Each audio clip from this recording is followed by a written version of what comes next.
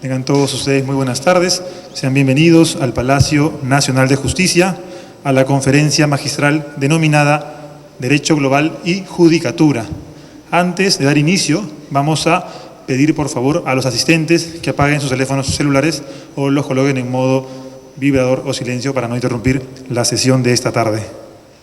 Esta tarde tenemos el privilegio de recibir en este salón de juramentos, específicamente en la mesa de honor, al doctor Alfredo Álvarez Díaz. Él es integrante del Consejo Ejecutivo del Poder Judicial, acompañado por el señor decano de la Facultad de Derecho de la Universidad de San Ignacio de Loyola, Martín Santibáñez Vivanco, y el ponente que nos ha reunido esta tarde, el doctor Rafael Domingo Oslé. Él es jurista español, que esta tarde va a abordar el tema denominado Derecho Global y Judicatura, y aprovechamos en comentar un poco más de él, que él es catedrático español, estudioso del derecho romano y una autoridad en el tema del derecho global.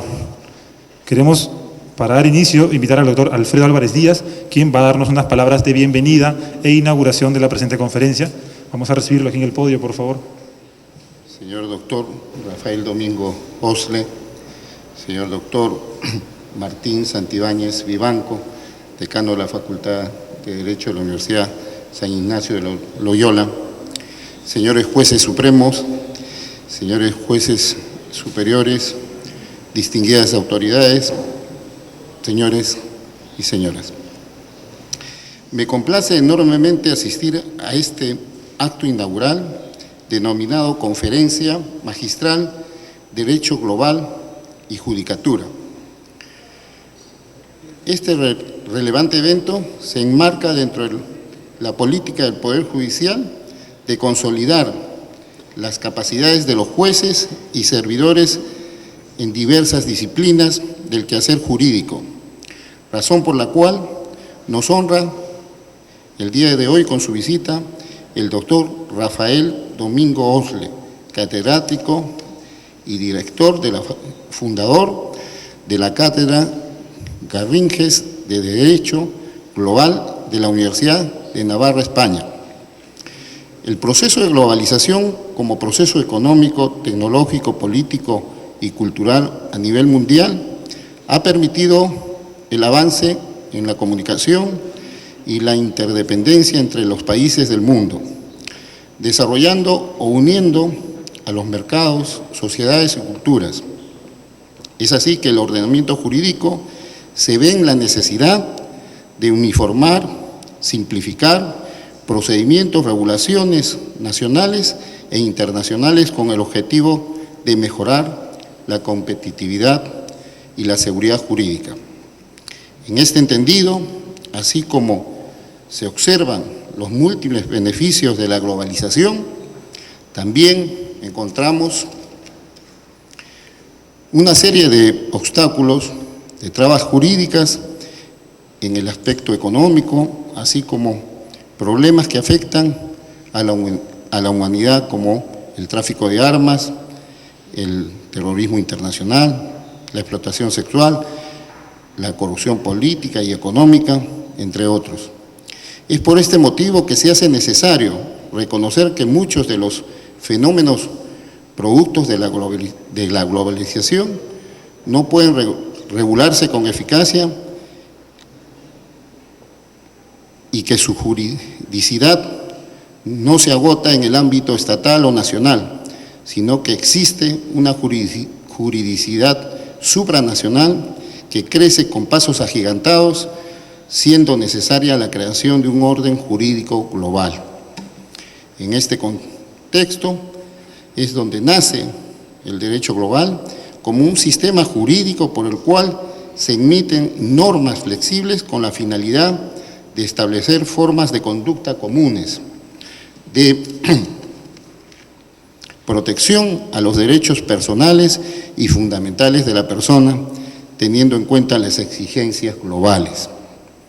Es así que el juez cumple un rol de vital importancia, en tanto en él gira la creación y la aplicación del derecho.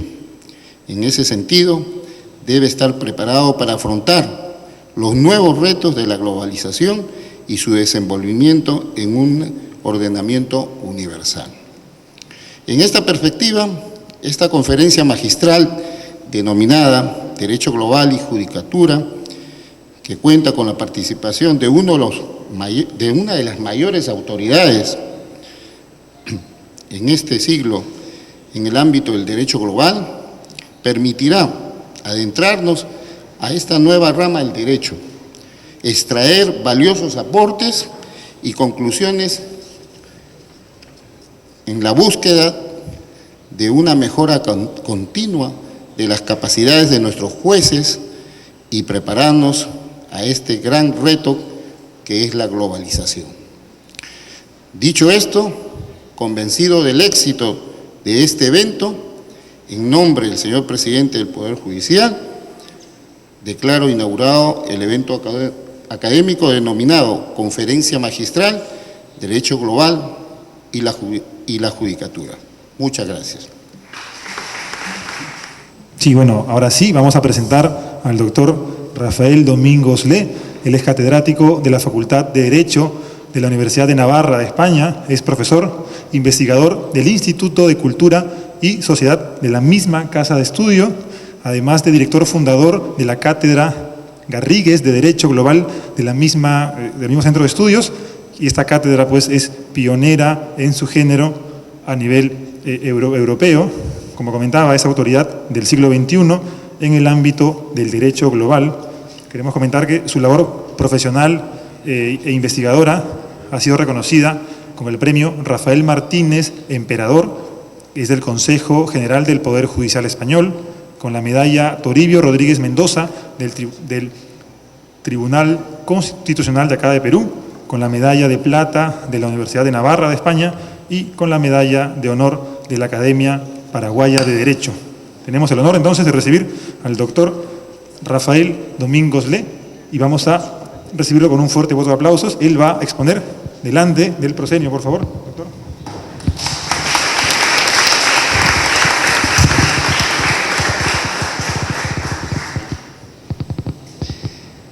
Sí, buenos días. Para mí es un gran honor estar hoy aquí con todos ustedes en el Perú, que ya es como mi segunda casa. A él llegué de la mano del profesor Martín Santibáñez Vivanco, hoy decano de la Facultad de Derecho de la USIL, y la verdad es que aquí me quedaría a vivir, ¿no? Porque es un pueblo del que me he enamorado, ¿no? Lo digo en serio. El tema que quiero abordar es un tema complejo en el que se entrecruzan muchos problemas jurídicos. Yo suelo decir que las ciencias avanzan gracias a personas que trabajan desde fuera. Es decir, el derecho internacional lo cambió Hans Kelsen, que se dedicaba a la teoría del derecho. Y el derecho privado lo ha cambiado los grandes publicistas, hablando de lo que era el derecho público. Al cambiar el derecho público, cambia el espacio del derecho privado. El derecho mercantil ha avanzado gracias a los fiscalistas, etcétera, etcétera, etcétera. Es decir, las ciencias se van moviendo gracias a la física, avanza con las matemáticas con la física, la biología. El derecho ha sido el cruce de grandes ciencias. En un momento determinado, el derecho se unió con la teología, por ejemplo. Durante siglos el derecho estuvo unido a la historia. Durante siglos el derecho estuvo unido a la sociología. Bueno, durante siglos no, a partir del XIX a la sociología. Luego ha venido la unión del derecho con la economía, con el análisis económico del derecho, etcétera, etcétera. Ahora se está trabajando, me parece, con el derecho y la física. Todo el tema del universo. Bien, entonces, este problema que vamos a tratar hoy es un problema de frontera, totalmente fronterizo, donde interviene la política, donde intervienen las relaciones internacionales, donde intervienen las culturas, donde interviene la filosofía, donde intervienen las religiones. Aquí se habla de todo. Entonces, hablar de todo a veces es no hablar de nada, pero son esas cuestiones extremas a las que hay que buscar solución. Ya, los problemas fáciles se resuelven fácilmente, pero siempre un jurista tiene que llevar el problema a su extremo. Cuando lleva las cosas al extremo, entonces se busca una solución clara. Se dice sí o no. No nos podemos mover, esto es blanco o es negro, sabemos que no, que las cosas pueden ser grises, el jurista se mueve siempre en los colores grisáceos, pero también es cierto que en un momento determinado hay que tomar una decisión. Y las decisiones no son claras. Entonces, ¿cuál es el gran problema de nuestros días? Y ese es lo que hay que discutir, y luego lo plantearemos históricamente. Pero esto exige reflexión. A mí lo que me gustaría es que ustedes pensaran. No hay una solución clara, pero sí que pensar, decir, bueno, pues esta tiene que ser la solución jurídica. Entonces, el problema es claro, hay un nuevo hecho. Y los juristas sabemos que jus est facto oritur. Es decir, que el derecho nace de los hechos. Ante un nuevo hecho hay que dar una respuesta jurídica. El nuevo hecho fue en Roma la inmigración. De repente llegan millones de romanos al imperio, de no romanos al imperio romano. ¿Qué hacemos con ellos? Un hecho, consecuencias jurídicas. Hay un terremoto, ¿qué consecuencias jurídicas tiene? Un hecho es la pobreza en el Perú, ¿cómo se resuelve eso legalmente? Entonces, aquí hay un hecho, y ese hecho se le llama globalización. La palabra globalización parece que se utiliza para todo, y que hay que poner global en cualquier parte, ¿no? Una global Coca-Cola, una global... No, pero ahora la globalización lo que significa es interdependencia. Interdependencia. Y por tanto, crisis de cualquier principio de exclusión. Y eso en el derecho es muy importante. Entonces, todo el derecho, y esta es la tesis, todo el derecho internacional ha estado basado en un principio de exclusión soberana, y en este momento el derecho tiene que crear un sistema totalmente interdependiente y autónomo. Entonces, mi tesis es que la soberanía de los Estados tiene que ser sustituida por la dignidad de las personas. Eso está en la Declaración de Derechos Humanos del año 1948. Pero también es cierto que eso no se está viviendo. Y no se está viviendo porque estamos conviviendo con dos paradigmas totalmente distintos. El paradigma antiguo, que es un paradigma, en este estado yo mando y puedo hacer lo que quiera, puedo tener bomba atómica si es necesario, si no he firmado el tratado de no bomba atómica, en este estado yo puedo declarar una guerra a otro país si es necesario, o nos estamos moviendo también en el paradigma global, lo que pasa es que no todavía juridificado. Como vemos ya los G20 trabajando y decisiones que vamos tomando entre los países, nos damos cuenta que estamos interrelacionados, pero esa interrelación todavía no ha sido concebida como un sistema jurídico. Y esa es la gran pregunta. Entonces, ¿cómo organizar el mundo jurídicamente, respetando las culturas, respetando las tradiciones y respetando los sistemas jurídicos? Entonces, la primera respuesta podría ser: el mundo lo vamos a dejar como está. El mundo está repartido entre grandes estados, los grandes estados llegan a acuerdos, los sistemas, el sujeto del derecho internacional es el Estado, y por tanto lo que tenemos que hacer es ir poco a poco consiguiendo buenos acuerdos entre comunidades estatales. Perú llega a un acuerdo con Chile, Perú llega a un acuerdo con Italia, etcétera, etcétera.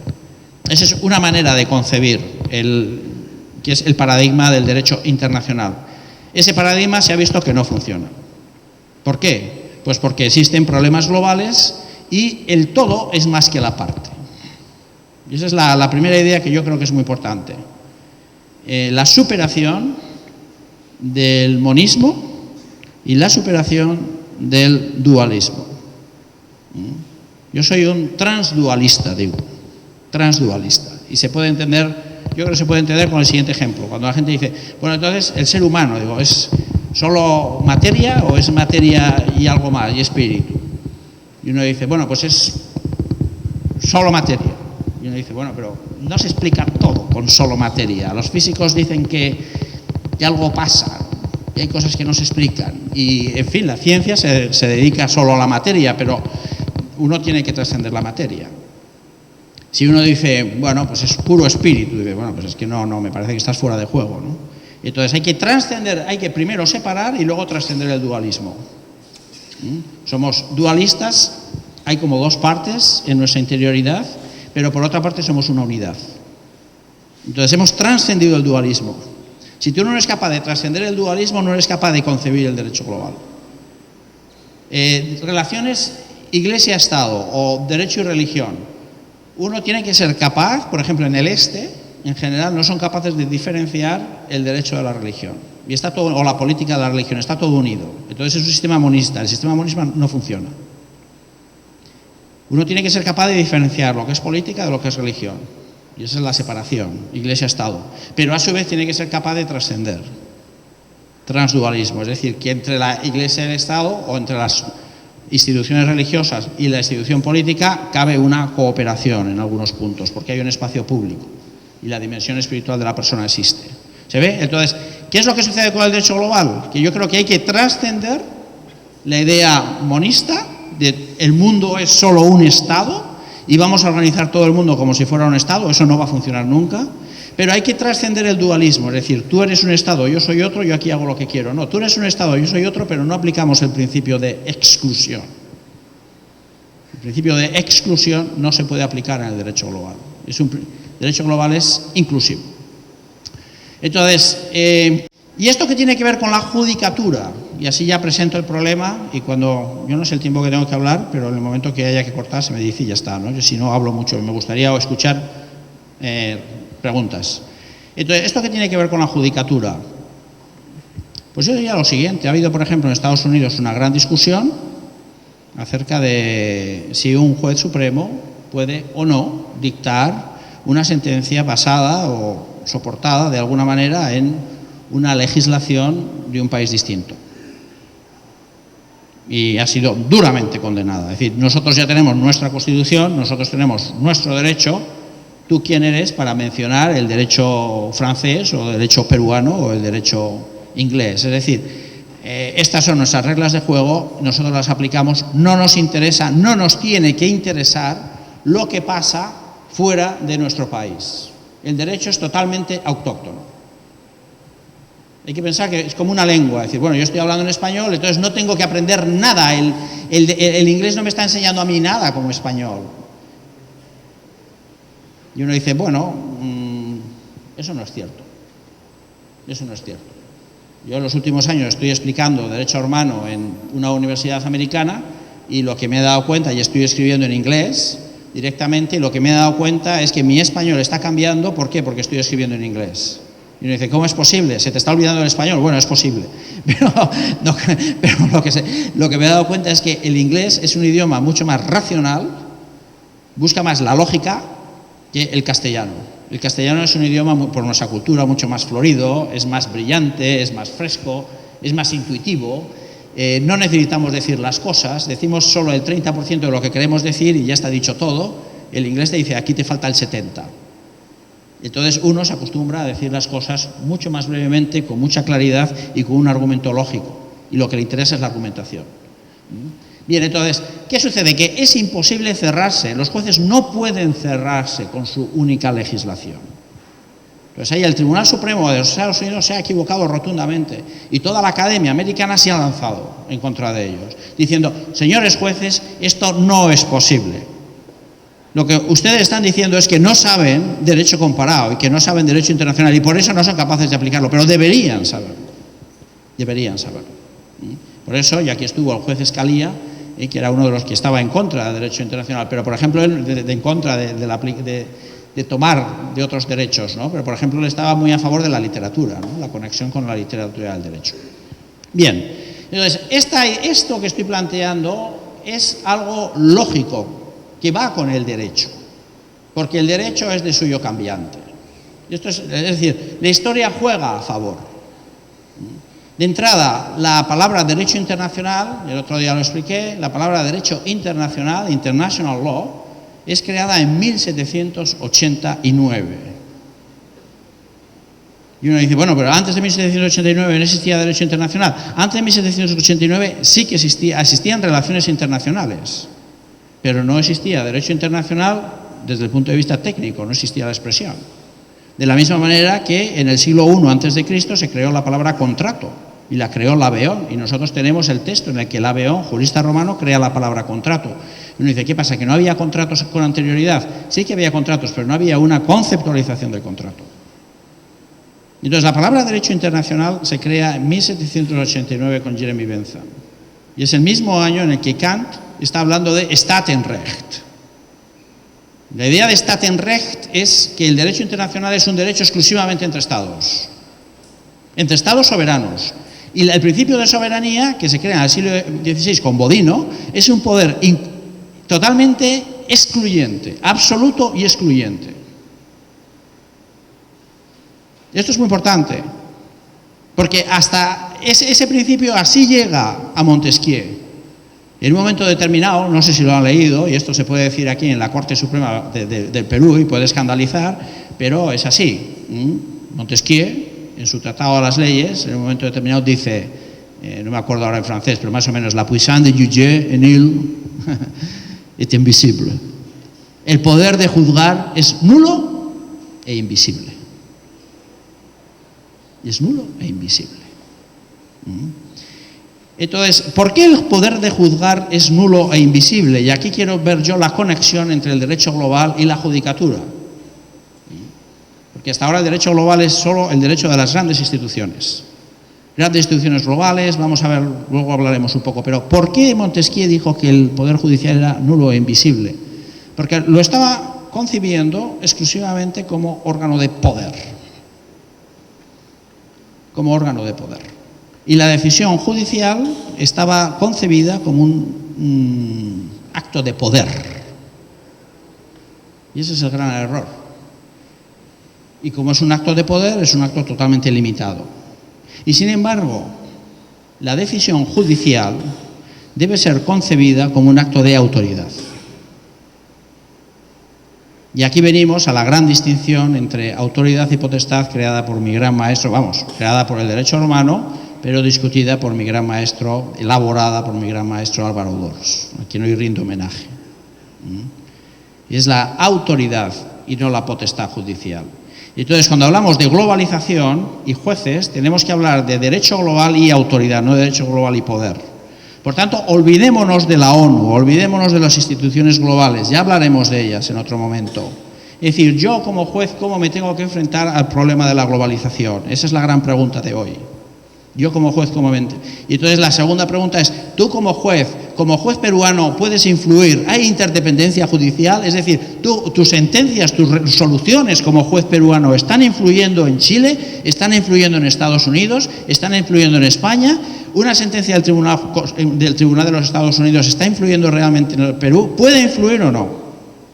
Entonces, si decimos que el Poder Judicial es poder y pura jurisdicción, la respuesta es no.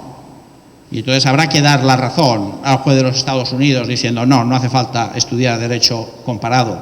Y los problemas internacionales y los problemas globales a mí realmente no me están afectando.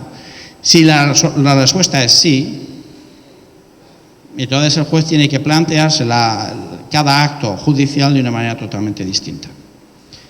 Entonces aquí la pregunta es, ¿cuál es la distinción entre poder y cuál es la distinción entre poder y autoridad? Es decir, ¿por qué Montesquieu dijo que el poder judicial era nulo e invisible? Y porque yo pienso que el poder judicial es nulo e invisible, aunque aquí veamos magistrados, jueces de la Corte Suprema, ¿no? Bueno, esto se entiende con y lo solía poner Álvaro Dors, solía poner el simbolismo de los dedos, ¿no? Que a mí me gusta mucho, ¿no? Y cuando una persona sabe algo, levanta un dedo, ¿no? Y una persona está dando una clase y alguien pregunta y dice, bueno, ¿quién sabe el año qué tal? Y una niña levanta un dedo, ¿no? Dice, yo sé. O sea, el dedo significa saber. Es la expresión del saber. Uno sabe, levanta un dedo. Con un dedo no se hace daño a nadie. Cuando uno quiere hacer daño a alguien, saca los puños. Símbolo del poder, ¿no? Entonces, dos dedos significan el saber reconocido. Por eso, por ejemplo, en las miniaturas medievales, lo que sucedía era que aparece Jesucristo, por ejemplo, con los dos dedos. Significa que uno está hablando. En un cuadro, cuando se va a representar a alguien que está hablando, como no se puede representar con la boca abierta o no se sabe si está la boca, entonces se le pone dos dedos así, diciendo, está dirigiéndose, dos dedos. El puño cerrado es la expresión del poder. pero del poder violento. Por eso las grandes revoluciones siempre se han hecho con el puño en alto. Cuando ese poder es reconocido, se abre el puño. Y entonces es la mano en alto. Por eso Hitler dijo, bueno, yo he ganado las elecciones, abrió el puño. Entonces nos damos cuenta que con la expresión de la mano se ve muy bien la relación entre autoridad y potestad. Se ve que un dedo es sabiduría, que es pura autoridad, 2 dedos es la autoridad realmente, 5 dedos es el poder. 5 dedos es el poder. Un poder abierto y reconocido. ¿Dónde está el poder judicial? ¿Por qué es nulo e invisible? ¿Y por qué es autoridad? Porque cuando uno tiene la mano abierta no está pensando en que tiene 2 dedos abiertos. Y esos 2 dedos abiertos son precisamente los de la autoridad. Es decir, que el papel de la autoridad es colaborar con la potestad. El problema de la autoridad es pensar que tiene la potestad, que tiene los 5 dedos. El problema de los jueces es pensar que ellos tienen la Constitución como una sartén cogida por el mango y que ellos son capaces de decir lo que quieran. El problema de los jueces es pensar que tienen una jurisdicción y que por tanto su pensamiento no puede ir más allá de la jurisdicción y que por tanto tienen que estar cerrados a su sistema, sin convertirse en globales. Ese es el gran problema de los jueces. Ese es el gran problema de los jueces, cuando piensan que porque tienen los 2 dedos, tienen los 5.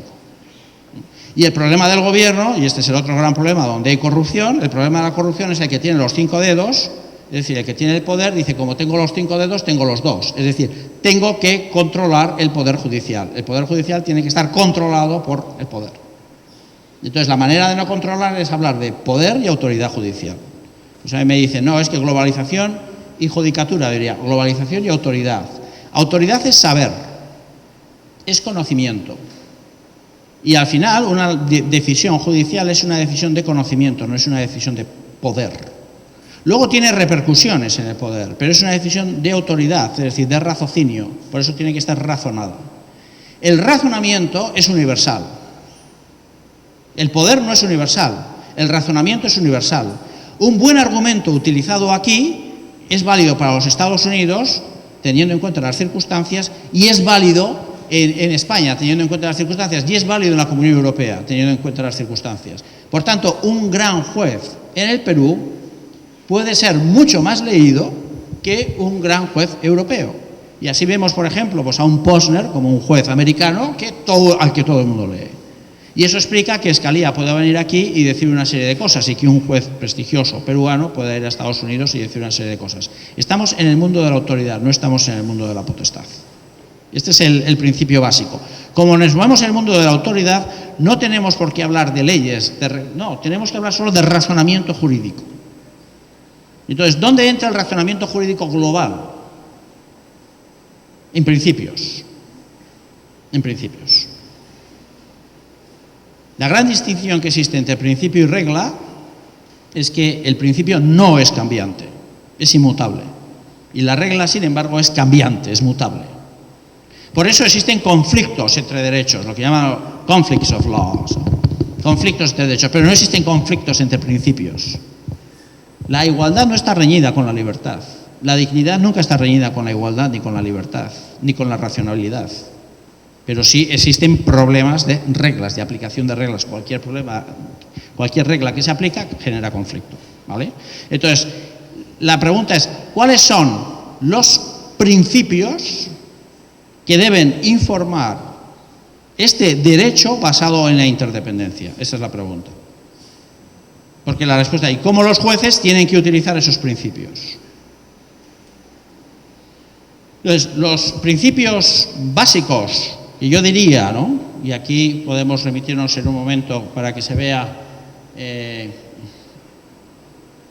Bueno, sí, ahora parece que coge. Perfecto. Bueno, aquí se pueden ver un poco algunos principios que he puesto. Principios comunes al derecho global y al derecho internacional. Principios básicos son el principio de justicia. Este es un principio que siempre tiene que existir en un derecho global en el que se quiera. El principio de racionalidad y el principio de coerción. Racionalidad. El derecho siempre tiene que ser racional, nunca puede ser impuesto.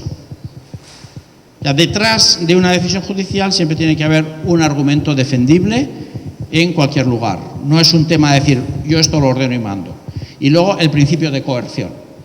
Al final, el derecho, la diferencia entre el derecho y la moral es que el derecho es coercivo. El derecho se impone. Pero aquí llega la distinción. Hay unos principios específicos que son distintos del derecho internacional y que son específicos del derecho global. Y yo los he puesto que son los siguientes: el principio de universalidad, solidaridad, subsidiariedad y horizontalidad. Universalidad, ¿qué significa? Que hay que diferenciar la totalidad del derecho internacional con la universalidad. Y el principio de universalidad significa que la humanidad como tal, en nuestros días, y esto hay que pensarlo, tiene relevancia jurídica. Tiene relevancia jurídica. Y hasta ahora la humanidad, hasta hace muy poco, hasta la globalización, y eso ha sido la gran consecuencia de la globalización, hasta la globalización, la humanidad como tal, el hecho de que en la Tierra existiera millones de personas pertenecientes a la especie humana, eso no tenía relevancia jurídica. ¿Por qué no? Digo, bueno, vamos a pensar ahora que hay habitantes en otros planetas. No sabemos si hay, no sabemos si no hay. Vamos a pensar por un momento que hay. ¿Eso tiene relevancia jurídica en nuestros días? Y uno dice, pues no. Que haya personas en otros planetas, o no personas, o seres en otros planetas, eso actualmente aquí no tiene relevancia jurídica, porque no tenemos trato con ellos. Si no hay una relación, no hay trato. Entonces, en el mundo, la humanidad como tal no tenía relevancia jurídica porque no existía interdependencia. El momento que se ha creado la interdependencia, y eso ya no es negable, eso es un factum, un hecho, en el momento que se ha creado la independencia existe ya esa relevancia jurídica. Y por tanto, el jurista ya tiene que actuar, tiene un derecho a actuar. Entonces la pregunta es, ¿cómo organizar esa interdependencia? Y digo, principio de universalidad, somos una comunidad. La manera de relacionarse es la de una comunidad política. Toda la humanidad se ha constituido una comunidad política. Esa comunidad política puede ser creada por un principio de acuerdo. Vamos a pensar en un momento determinado que todos los países de habla hispana hacen un acuerdo o un tratado internacional muy especial, incluso crean un parlamento y un no sé cuántos y un tal, por acuerdo, o puede ser creada por necesidad. La necesidad, en derecho, vincula. Entonces, ¿qué ha sucedido con la globalización? Que la comunidad ha pasado a ser una comunidad de personas, de seres humanos, con derechos, que por necesidad tienen que estar juntos. Porque tienen problemas comunes e independientes. Entonces, a esa comunidad yo la he denominado antroparquía, el poder del ser humano. Es una comunidad que no es un Estado, porque el Estado de suyo es excluyente. Y luego hay que pensar una cosa, para que exista un Estado debe haber dos Estados, ¿sí o no? Esto es importante. Para que exista un ser humano no hace falta que existan dos seres humanos. El primer ser humano debería ser creado por creación, pero se puede decir, Adán existió antes que Eva. Eso no nos rompe el esquema racional. Pero dos estados, pero un Estado solo no existe. Tiene que existir dos Estados, tiene que haber un principio de dualidad. ¿Visto? Si no hay dos Estados, no existe. Entonces, el principio de universalidad lo que nos lleva es a trascender la idea de los dos Estados, dualismo, transdualismo, creando una comunidad que es global y que es compatible con la existencia de comunidades políticas nacionales, pero que a su vez las trasciende. ¿De acuerdo? Y esto es muy importante. Principio de universalidad. Entonces, el principio de universalidad lleva directamente al principio de solidaridad. ¿Qué significa principio de solidaridad? Que existe un bien común y que todos tenemos que buscar ese bien común basado fundamentalmente en que vivimos en una casa común que se llama tierra. Entonces, la relación que tiene el ser humano con la tierra, y esto es revolucionario en el tema del derecho internacional, la relación que tiene el ser humano con la tierra es una relación de uso y por tanto solidaria, no es una relación de propiedad. El derecho internacional venía a decir, soy Estado soberano, la relación que existe entre mi Estado y la tierra es una relación de propiedad. Y aplicó la teoría de la propiedad romana. Esto es mío. Y eso lo estamos diciendo ahora, es decir, bueno, ¿Perú de quién es? Y diremos, de los peruanos. ¿Y Estados Unidos de quién es? De los americanos. Y la respuesta ahora con el derecho global es no. La afirmación jurídica de Perú es de los peruanos es un error jurídico. O sea, actualmente con el derecho global habrá que decir, los peruanos tienen un derecho preferencial de uso de la tierra del Perú. Y el uso de las cosas es solidario, como bien se sabe, e indivisible. ¿Por qué es solidario? El uso de las cosas es solidario. Es decir, son muchas las personas que pueden usar. Yo ahora estoy usando un micrófono. Pero eso no significa que yo sea el propietario del micrófono ni que vaya a usar el micrófono todo el día. Porque el uso es solidario. Como lo uso, lo pueden utilizar otras personas. Estoy utilizando un PowerPoint. Como lo uso, lo pueden utilizar otras personas. Esto es importante. Principio de solidaridad en el derecho. Y principio de horizontalidad. Principio de horizontalidad o democratización, lo que viene a significar es que la centralidad del derecho global es la persona. Como la centralidad del derecho global es la persona, la sociedad que tenemos que constituir es una sociedad puramente horizontal, no es vertical. La sociedad de estados es una sociedad vertical, es decir, somos estados que pactamos entre nosotros, pero luego sometemos al individuo. Esta sociedad se democratiza. Entonces, ¿cómo organizar esta sociedad interdependiente, manteniendo la idea de estados, manteniendo las ideas de comunidades políticas, manteniendo la idea de necesidad y, por tanto, obligatoriedad, el principio de obligatoriedad? Yo digo, hay que crear una antroparquía. En el centro de la antroparquía hay que crear una institución jurídica fuerte, que en el fondo vendría a ser la ONU, pero transformada, y a esa institución le llamo Humanidad Unida. ¿Por qué? ¿Sería un Estado? No, no sería un Estado. No sería un Estado. ¿Cuál sería la competencia de esta antroparquía y de esta Humanidad Unida? La competencia sería transversal. Sería transversal. Es decir, la competencia desde el punto de vista jurídico sería material, sería una jurisdicción material, no territorial sino material. ¿Por qué? Porque esta antroparquía tendría competencia para determinar qué bienes afectan a la humanidad en su conjunto y hasta qué punto afectan a la humanidad en su conjunto y cómo debe organizarse. Entonces, hay una serie de bienes que sabemos, que se llaman bienes públicos globales, que sabemos que afectan a la humanidad en su conjunto. Es decir, el hecho de que haya ahora mismo estos millones de refugiados afecta a la humanidad en su conjunto, porque va en contra de la dignidad. Una persona no puede, y aquí veremos, luego si es necesario comentamos, ¿no?, el derecho de la ciudadanía global, ¿no?, esto con todas sus consecuencias, muy importante. La seguridad en la tierra afecta a todos. El que haya un terremoto en un lugar afecta a todos. El tráfico de armas afecta a todos. Las bombas atómicas afectan a todos. Que Israel tenga una bomba atómica afecta. A mí como español me afecta que Francia tenga una bomba atómica, ¿no? Bueno, pues estoy viviendo cerca de una bomba atómica. Si salta esto, me salta a mí. No, pero es que claro, Francia tiene derecho por tratado internacional a tener una bomba atómica, ¿no? Nos preocupa la de Israel porque no firmó el tratado, pero la de Francia no, ¿no? ¿Se ve? Entonces, yo creo que este es un punto muy importante. ¿Cuáles son los bienes que afectan a la humanidad globalmente? ¿Y cuáles son los bienes que solo pueden ser satisfechos plenamente globalmente? Entonces, esta antroparquía, lo que haría es, en primer lugar, determinar qué bienes afectan a la humanidad, cuáles son los bienes públicos globales, y esos bienes públicos globales deben ser gestionados por instituciones globales.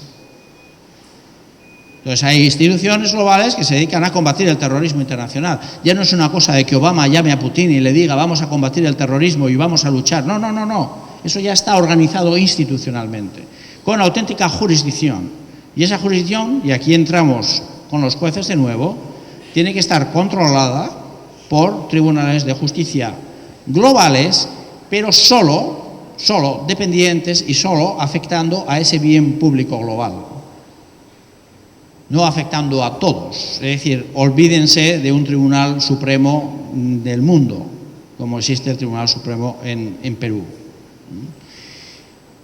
Dentro de la antroparquía, uno dice, bueno, se van creando las instituciones globales. ¿Quién decide qué bienes afecten a la humanidad en su conjunto y por tanto deben ser globales? Y aquí es donde ha sido muy discutido, pero cada vez hay más personas que opinan lo mismo. El Parlamento Global.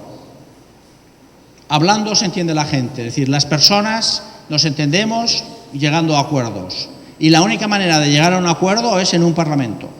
Naturalmente, este Parlamento deberá tener una composición totalmente distinta a la que tienen los parlamentos nacionales, competencias totalmente distintas, pero lo que está claro es que nos tenemos que poner de acuerdo hablando. En Europa fue criticado, en Estados Unidos también, pero tenemos un argumento fuerte. Hace 60 años, Europa fue arrasada por la guerra. Arrasada.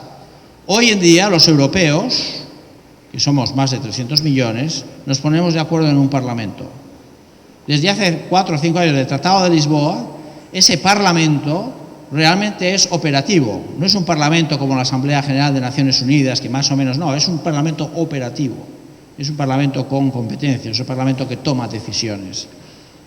Entonces, el mundo debe tener un Parlamento y la única competencia de ese Parlamento es determinar qué bien es global. Es decir, si la seguridad del mundo es un bien global, si el cambio climático, como afecta al mundo, es un bien global o es un bien que hay que dejarlo a las naciones. Si la erradicación de la pobreza es un bien global o no. Entonces, ese Parlamento dice, es un bien global la erradicación de la pobreza. Y eso significa que puede haber normas globales y que la pobreza la combatimos todos. Pero la pobreza ya no es un problema del Perú, ya no es un problema de España, es un problema de Chile. La pobreza es un problema de todos. Ese derecho global es un derecho incluyente, no excluyente. Y es un derecho que forma parte de cada ordenamiento jurídico. Es decir, Perú absorbe el derecho global. ¿Eso es monismo? No. ¿Eso es dualismo? No. Eso es trascender el dualismo, que es lo que he estado explicando en el primer momento. Pero bueno, ya veo caras cansadas y me parece que es el momento de acabar y de darles muchas gracias por su atención.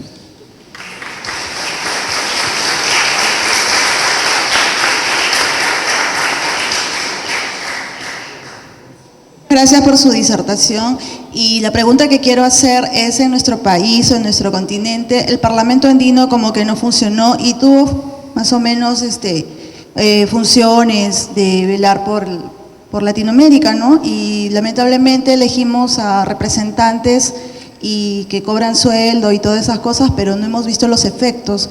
¿Qué es lo que la consulta va ahí? ¿Qué es lo que, o qué le propone? ¿Perdón? ¿Qué tiene? Esta entidad que usted propone, esta entidad global que debería velar por derechos o por infracciones globales, ¿no? Mundiales. ¿Y qué es lo que...? Y también la Organización de Naciones Unidas, ¿por qué no han funcionado? Bueno, o sea, a mí me parece que los organismos no han funcionado por una razón, porque todavía no hemos cambiado el paradigma.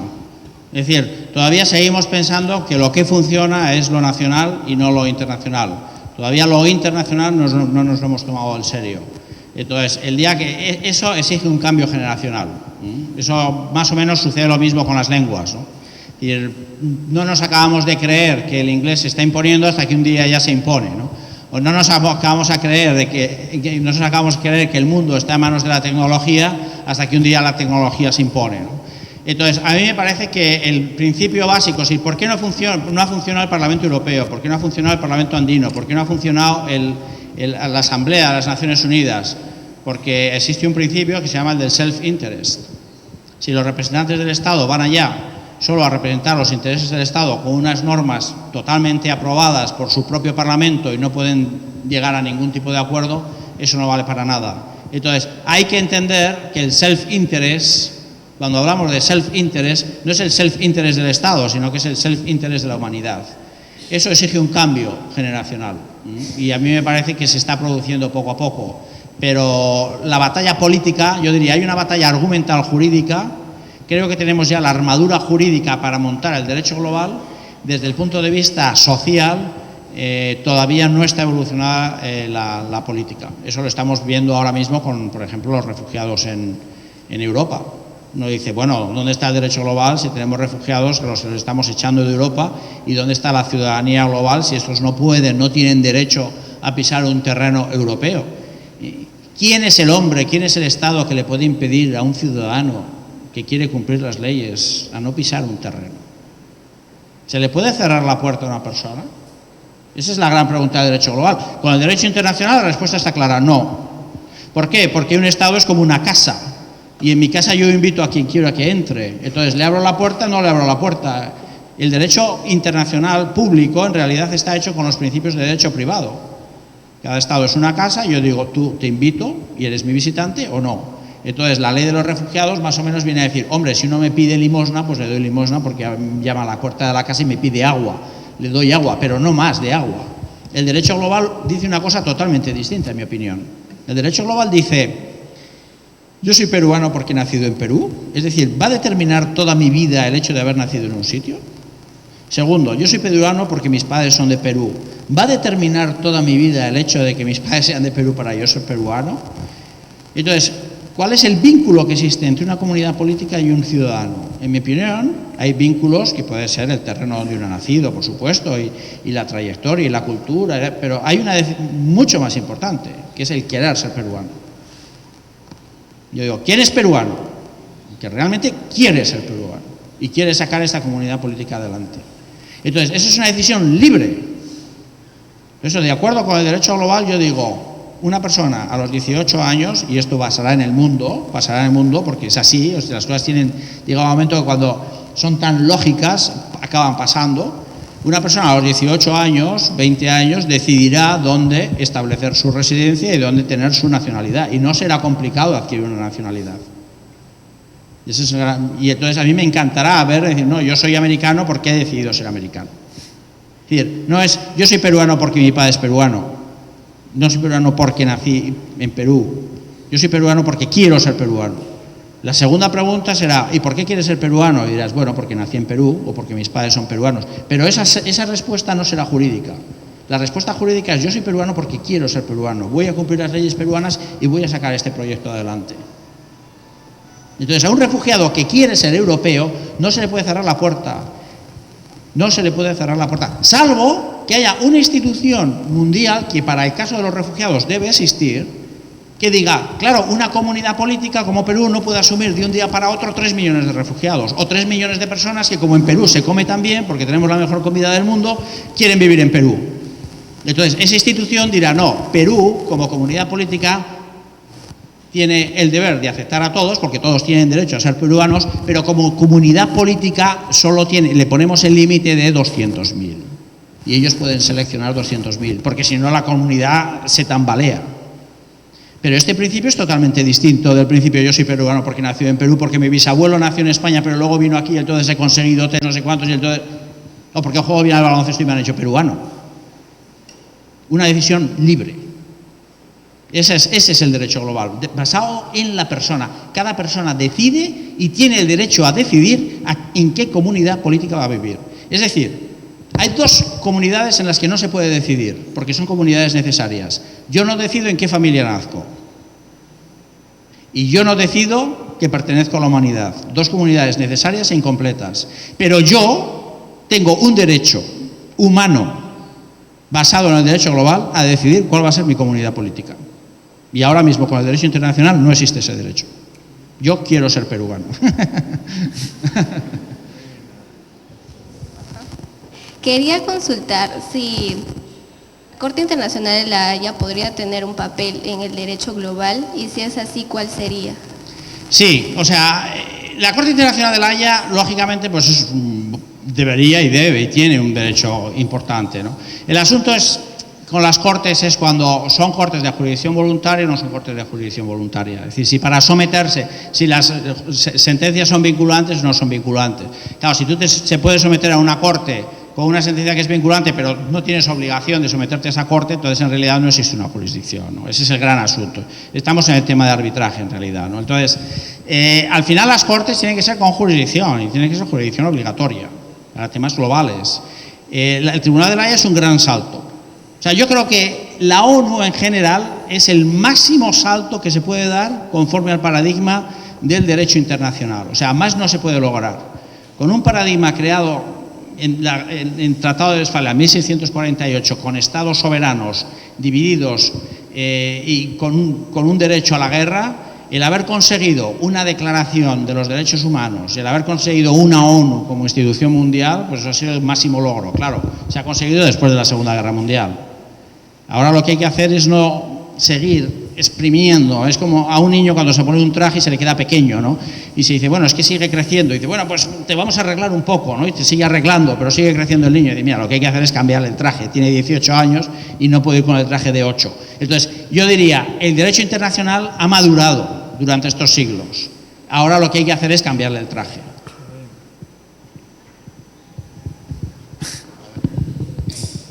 El derecho global no debe entenderse como un derecho cuya naturaleza se origina en la economía. Sin embargo, la economía es la que está promoviendo el proceso de globalización en el mundo. No debe ser ese el orden, porque finalmente estos procesos de integración económica están dando paso y lugar a una normativa nueva y al llamado derecho global, pero según se sostiene, el derecho global se basa en el paradigma de la dignidad del ser humano, que no necesariamente es de naturaleza económica. Entonces, finalmente es la economía la que está impulsando el llamado derecho global, en términos reales, pero no debiera ser así. Entonces, ¿qué debemos hacer para cambiar eso? Bueno, yo creo que no hay que cambiarlo. Durante siglos el derecho se desarrolló por la potencialidad de los estados y de la guerra. Era la guerra la que iba generando nuevos derechos. Entonces, que la economía va a dominar el mundo, eso es un hecho, con las tecnologías. Ahora estamos en el mundo de la economía, pero vamos a pasar al mundo de las tecnologías. Y la economía bajará y la influencia real será la tecnología. Entonces, lo que tiene que hacer el derecho es limitar el poder económico y limitar el poder tecnológico para salvaguardar la dignidad. Pero pensar que el derecho tiene que vivir al margen de la economía sería un error. Entonces, la gente dice, el derecho global lo están desarrollando las grandes empresas multinacionales para crecer en beneficios. Esto en parte es una realidad. Pero precisamente por eso yo defiendo el derecho global. Es decir, desde el punto de vista técnico, lo que ha pasado es que el mundo ahora mismo es controlable y no era controlable. Es decir, Perú hace 200 años o 300 años podía no ser controlable. Ahora mismo Perú es controlable. Es decir, si los 3 banqueros más importantes, las 5 instituciones más importantes, los poderes fácticos más importantes, los medios de comunicación políticos se ponen de acuerdo, 20 personas en Perú son capaces de controlar Perú económicamente. Entonces, el mundo, si se ven las fortunas y cómo se manejan los dineros, la gente habla de la criptocracia, del poder oculto, pero es una realidad. Con la libertad de movimiento de capitales, el mundo es controlable. El mundo puede estar en manos de muy pocas personas. Yo por eso ya soy partidario de que se ponga una limitación a la capacidad económica de las personas. Hay un límite, no puedes tener más de esto. Porque si tienes más de esto es como el derecho a la competencia, ya estás abusando sobre los demás. Ya tienes demasiado poder económico y por tanto demasiado poder político sobre los demás. Entonces hay que poner límites. Hay que poner límites. Entonces, la economía hay que regularla. La globalización hay que regularla. ¿Por qué? Porque es un hecho. Y es un hecho que el mundo puede ser controlable. Entonces, ese control del mundo puede ser sometido al derecho, Global Rule of Law, un derecho sometido, un poder sometido, o puede ser un poder totalmente descontrolado. Esa es la gran pregunta. Entonces, lo que está sucediendo ahora es que los estados no pueden controlar el mundo que ha nacido supraestatal. Ese mundo supraestatal está controlado por las compañías que tienen presupuestos más grandes que los propios estados, y a esas compañías les interesa la globalización, pero no les interesa para nada el derecho global. Como tampoco interesa para nada el derecho global a los Estados Unidos de América. Ellos quieren el American Global Law. Vamos a tener nuestro derecho, es el que se va a imponer, pero no vamos a crear un derecho global para todos, ¿no? ¿Qué derechos considera usted que deben ser incorporados al derecho global desde el principio de la coerción y desde el punto de vista de la soberanía de los estados?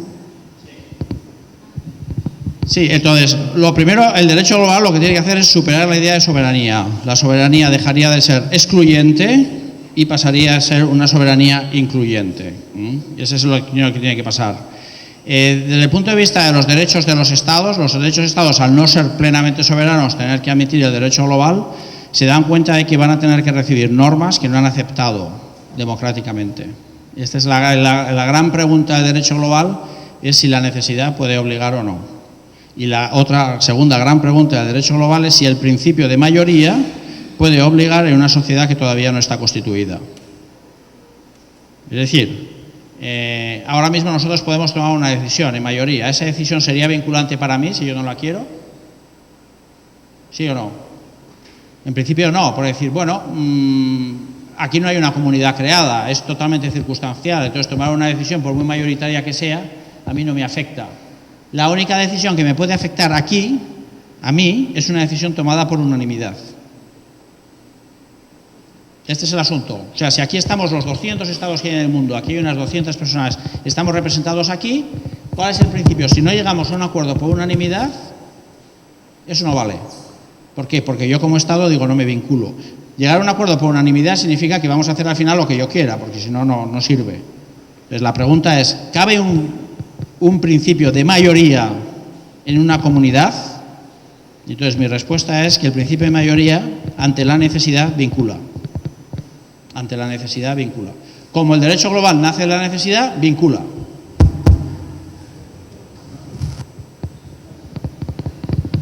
Usted habló que va a enseñar a los Estados Unidos de Norteamérica y precisamente ellos no están sujetos a la jurisdicción de las Cortes Internacionales. En el tema del derecho global, ¿cómo van las cosas en relación a ellos y nosotros, por ejemplo, América Latina, Centroamérica? Entiendo que usted conoce también nuestra realidad, o también porque tiene una incidencia con Europa, porque a pesar de que no está sujeto a esta jurisdicción, tienen tanto poder que obviamente tienen mucha influencia en cualquier decisión que se pueda tomar con los temas que usted ha conversado ahora, por ejemplo, migratorio. ¿Cómo se maneja eso? ¿Cuál es el estado actual de esas cosas?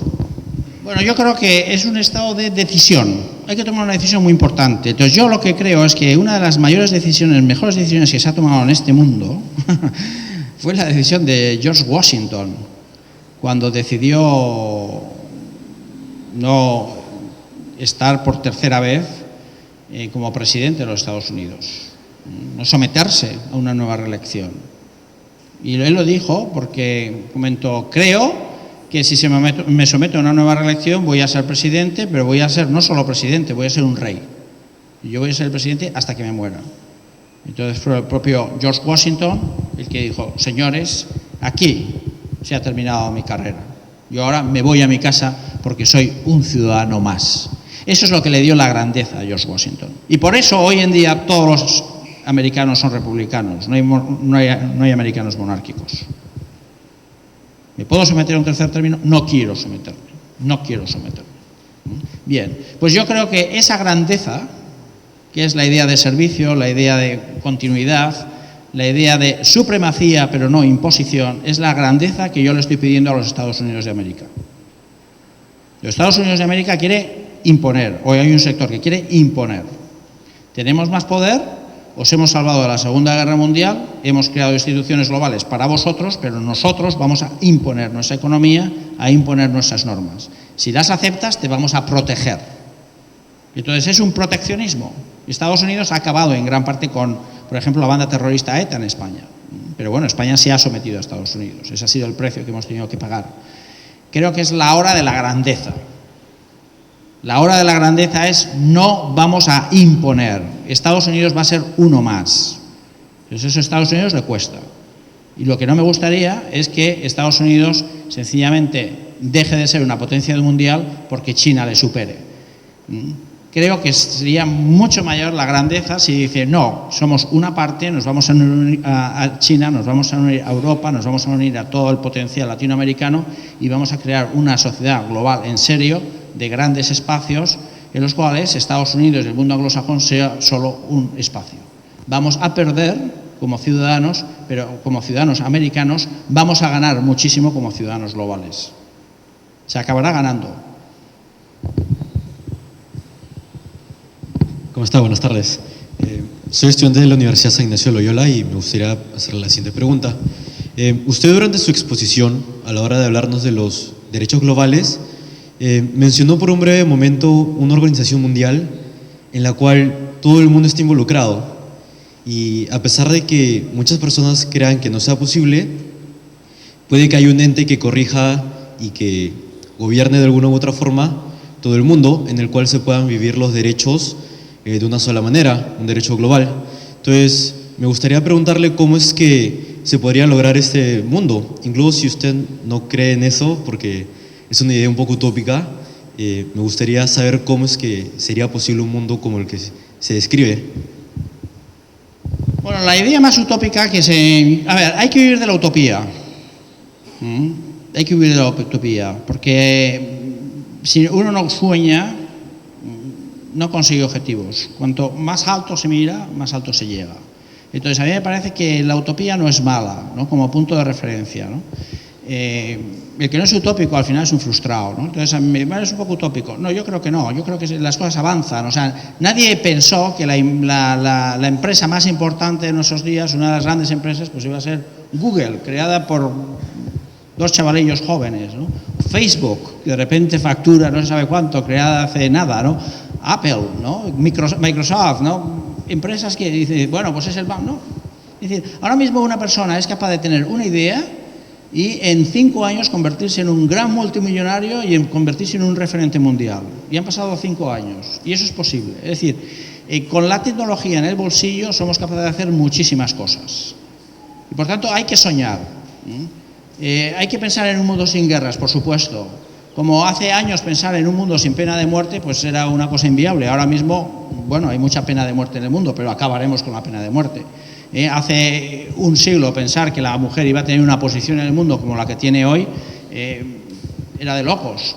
Todavía la mujer está muy discriminada, pero lo que está claro es que, bueno, hemos dado un salto enorme y dentro de 30, 40 años, pues, bueno, estaremos totalmente los hombres sometidos a las mujeres y el mundo funcionará muchísimo mejor, ¿no?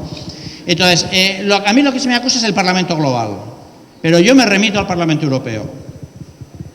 Parlamento Europeo, estábamos 27 lenguas distintas, nos habíamos matado uno con otros, imposible entrar de un país a otro. O sea, yo para ir a Alemania tuve que pasar 25.000 permisos y el día que se me acabó el permiso la policía estaba en mi casa echándome de Alemania. Yo y Alemania entro con mi pasaporte. Bueno, no hace falta pasaporte porque dentro de la Unión Europea no hace falta pasaporte. Tengo derecho al trabajo, puedo constituir una empresa y puedo hacer lo que quiera en Alemania. Es decir, entonces, el asunto es cómo crear un Parlamento global. Bueno, ahí yo diría, el Parlamento global tiene que ser un Parlamento distinto. Ahora mismo se puede votar por Internet, es decir, estamos cambiando. Entonces, yo lo que digo es que el Parlamento, aquí ya entro, los expertos sabrán, ¿no? Pero siempre hablo del doble voto.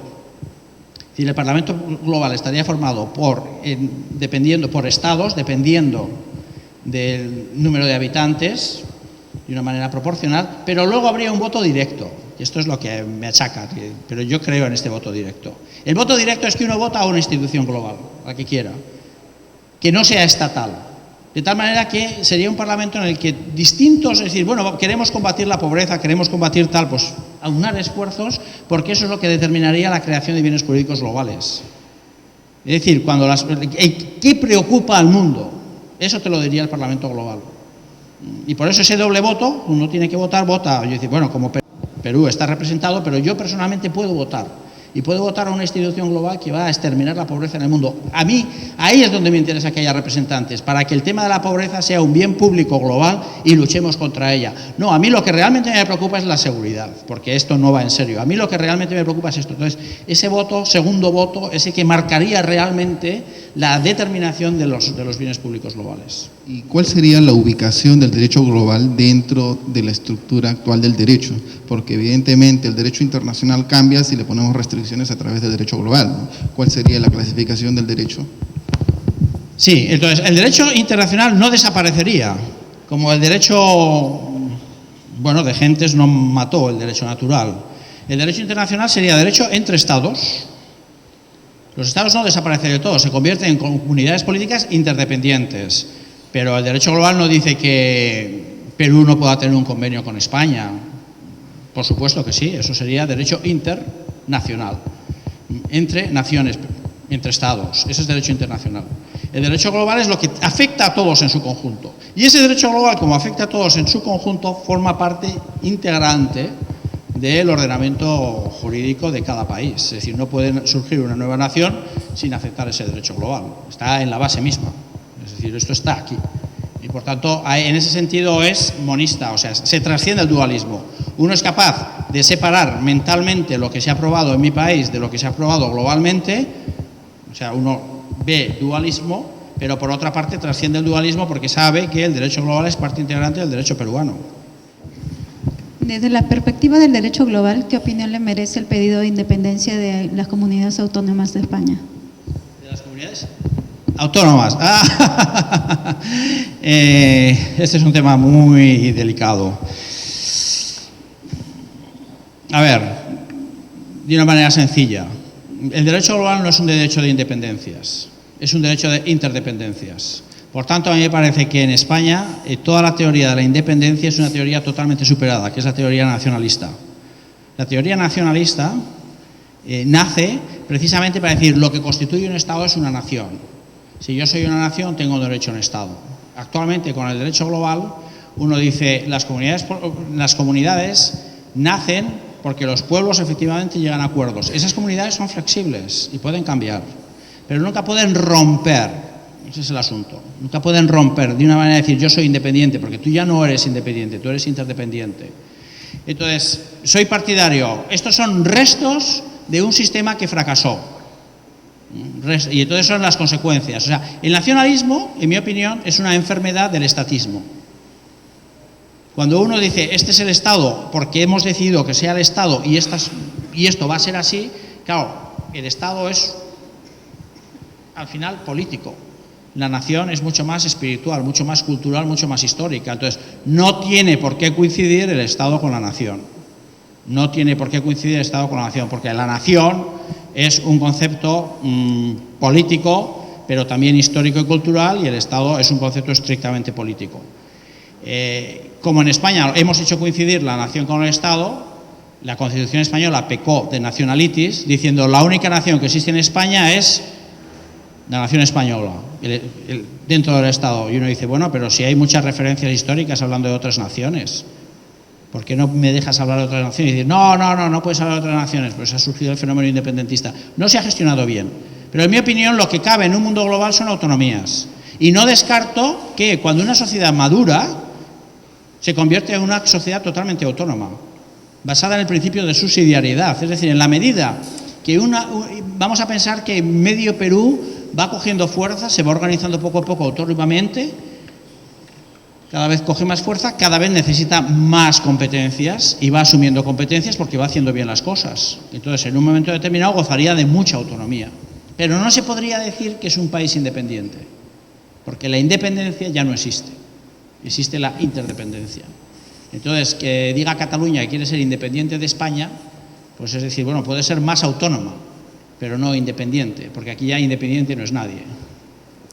Ahora bien, España tiene que reaccionar, porque en España todavía seguimos pensando que la única nación en Madrid es España, y eso es un error.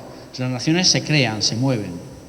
Eso es como una familia que empieza a tener hijos y el padre sigue pensando que, bueno, como tiene bisnietos puede imponer las órdenes. Y dices, no, mira, es que esto ha evolucionado. Ha evolucionado. Entonces, el problema aquí es aplicar un paradigma antiguo a un problema moderno. Y es exactamente lo que está pasando. Sí, bueno, disculpen, agradecemos al público y al doctor por su exposición. Muchas gracias, muchas gracias. Vamos a invitar también al frente, por favor, al doctor Alfredo Álvarez Díaz, quien va a brindarle al doctor Rafael Domingo su certificado por participar esta tarde en esta cátedra del Poder Judicial. Estimado doctor Rafael Domingo Osler, agradecemos infinitamente su participación el día de hoy y los conocimientos que ha tenido a bien compartir con este auditorio. El Poder Judicial también, con este documento, le agradece esta participación y da fe de la misma. Y hago entrega.